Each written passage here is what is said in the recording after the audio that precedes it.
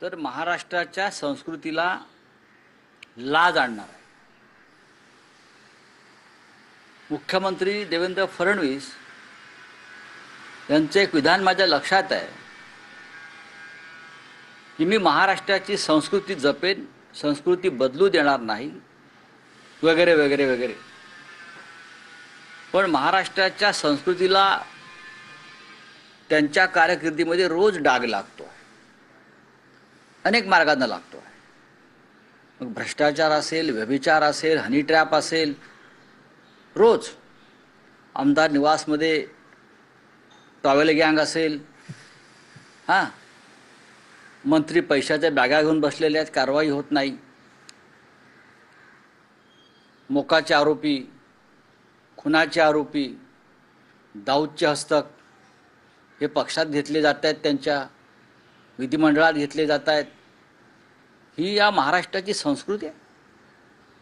ही मला देवेंद्र फडणवीसांना विचारायचं, ही राष्ट्रीय स्वयंसेवक संघाची संस्कृती आहे. ज्या संस्कारातून ते आलेले आहेत त्या संस्कारात हे सगळं बसतंय का जे त्यांच्या राज्यात सध्या सुरू आहे. आणि मुख्यमंत्री म्हणून ते खाली मान घालून बसलेले आहेत. द्रौपदीचं वस्त्रहरण सुरू असताना धर्मराज ज्याप्रमाणे खाली मान घालून बसले होते त्या भूमिकेमध्ये देवेंद्र फडणवीस आहे. म्हणजे वस्त्रहरणाला पांडवांचं पाठबळ होतं, पांडव कमजोर होते, म्हणून द्रौपदीचं वस्त्रहरण उघड्या डोळ्याने ते पाहत होते. द्रौपदीला जुगारावर लावणाऱ्यांची ही जी एक संस्कृती या देशात तेव्हा निर्माण झाली होती, मला वाटतं भारतीय जनता पक्ष आणि त्यांचे नेते उघड्या डोळ्यानं महाराष्ट्राचं वस्त्रहरण पाहत आहेत आणि त्याला सर्वस्वी जबाबदार ते आहेत, कारण ते जुगाराच्या अड्ड्यावर बसले आहेत. महाराष्ट्राच्या विधानसभेत काल काय घडलं? काल गँगवॉर झालं, विधान भवनात गँगवॉर झाले. मी सभागृहात म्हणत नाही, विधान भवनामध्ये गँग, ती परिसराला आपण भवन म्हणतो. विधान भवनामध्ये काल टोळी युद्ध झालं. खुनातले, मोकाचे आरोपी, दरोड्यातले आरोपी काल विधान भवनाच्या लॉबीत होते. कोणी आणले त्यांना? काय कारवाई झाली? कालची घटना पाहिल्यावरती शिवसेनेचं हे स्पष्ट मत झालं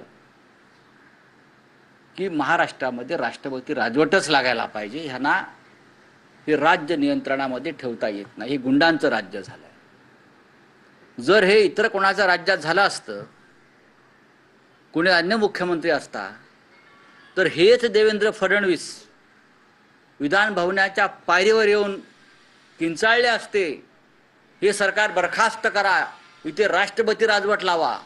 मग काय त्यांना असं वाटत नाही का? त्यांनी आत्मचिंतन केलं तर त्यांना कळेल की माझं राज्य हे आता राष्ट्रपती राजवट लावण्याच्या लायकीचं झालेलं आहे. 2 आमदारांचे समर्थक म्हणत नाही मी त्यांना, समर्थक अशा प्रकारचे हल्लाबोल करत नाहीत. भाजपच्या आमदारांबरोबर जे लोक होते काल, त्यांचा रेकॉर्ड तपासा ना तुम्ही. त्यांचे रेकॉर्ड समोर आलेले आहेत ना. त्यातले किती मोकाचे आरोपी आहेत. मोकाचे आरोपी दाऊद इब्राहिमचे हस्तक हे विधिमंडळाच्या आवारात तुमच्या राज्यात यायला लागलेले आहेत. उद्या ते विधानसभेत जातील, लक्षात घ्या. आणि अशा प्रकारचं गँगवॉर हे सभागृहात होईल आणि त्याला भारतीय जनता पक्ष उत्तेजन देईल. गेल्या 2 महिन्यामध्ये महाराष्ट्रातल्या भारतीय जनता पक्षात ज्या लोकांची भरती झालेली आहे, ही भरती पूर्वी जी गुंडांची भरती व्हायची, अंडरवर्ल्डमध्ये भरती व्हायची ठिकठिकाणी, आम्ही पाहिलं आहे ते, त्या पद्धतीची भरती आहे.